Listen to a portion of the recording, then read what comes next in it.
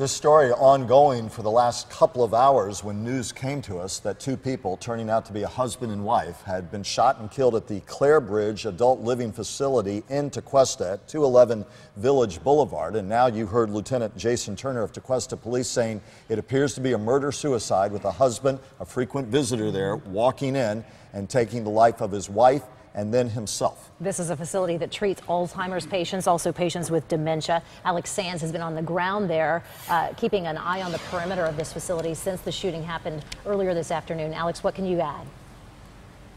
Well, certainly a lot more clarity now, Shannon, Michael, than we had just after 4 o'clock this afternoon.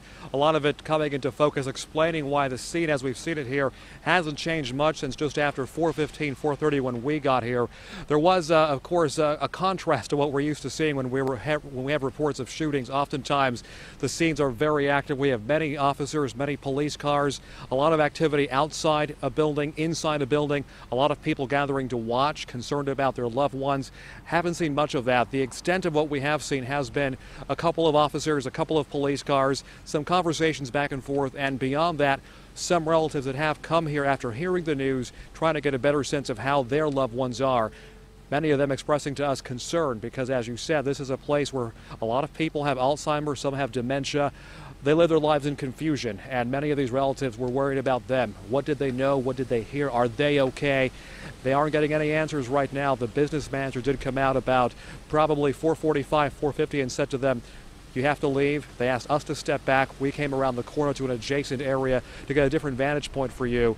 And so up until now, we haven't had much clarity as to what was going on. But outside here right now, not a whole lot has changed visually from what we've been seeing since just after 4:30. That said, the investigation is continuing here in Tequesta. We expect to have a bit more of the blanks filled in as the night goes on. But as you heard just moments ago, this is now believed to be a murder-suicide here when the husband came in and apparently shot his wife, who appeared to be a resident here. Of course, we'll have much more for you throughout the newscast, and again tonight beginning at 10 o'clock and 11 o'clock here on News Channel 5. Back to you.